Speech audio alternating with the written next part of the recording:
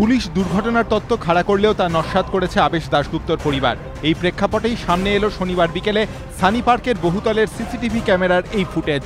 23 তারিখ, সানি পার্ক, সন্ধে 6টা। ফুটেজ দেখে মনে হচ্ছে এক কিশোরের পড়ে যাওয়ার মুহূর্ত ধরা পড়েছে।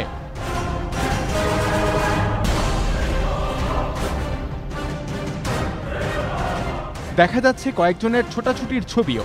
তারপর আবার উঠে হেঁটে চলে যাচ্ছে ওই কিশোর। তবে সিসিটিভি ক্যামেরাবন্দি এই কিশোরই আবেশ কিনা তা নিয়ে যেমন দ্বন্দ্ব তৈরি হয়েছে, তেমনি যদি কিশোরটি পড়ে গিয়ে থাকে তাহলে কোথায় পড়ল তাও কিন্তু এই সিসিটিভি ফুটেজ থেকে স্পষ্ট হয়নি।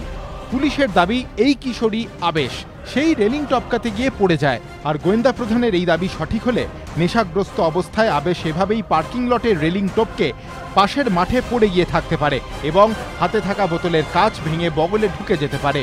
কিন্তু এসবই অনুমান মাত্র, কারণ সিসিটিভি ক্যামেরায় এর কিছুই ধরা পড়েনি। এই 20 সেকেন্ডের মিসিং লিঙ্কই এখন তদন্তে গুরুত্বপূর্ণ হয়ে উঠেছে। আবেশ যদি পড়ে গিয়ে থাকে তাহলে সেই জায়গাটি সিসিটিভি ক্যামেরার আওতার বাইরে ছিল বলে মনে করা হচ্ছে। আবেশের পরিবারের দাবি, সিসিটিভি ফুটেজ থেকে মোটেও স্পষ্ট হচ্ছে না দুর্ঘটনার জেরেই আবেশের মৃত্যু হয়েছে।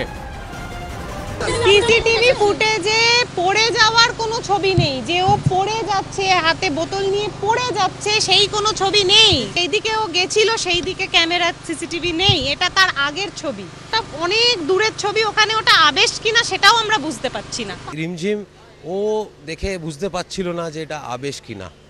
তো প্রথমত এটা আবেশ কিনা বলা মুশকিল। এই সিসিটিভি ফুটেজে কোথাও এটা দেখা যাচ্ছে না যে ও পড়ে যাচ্ছে।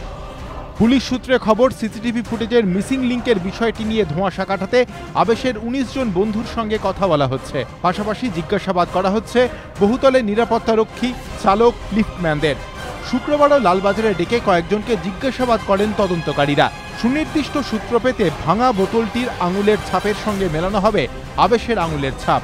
ভাঙা বোতলের গায়ে যে রক্তের দাগ লেগেছিল তাও আবেশের রক্তের নমুনার সঙ্গে মেলানো হবে। তদন্তকারীরা মনে করছেন আবেশ পিছলে গিয়েছিল কিনা তা ফরেনসিক রিপোর্ট পেলেই বোঝা সম্ভব হবে। পাশাপাশি ভিসেরা রিপোর্টের জন্যও অপেক্ষা করছে বিশেষ তদন্তকারী দল।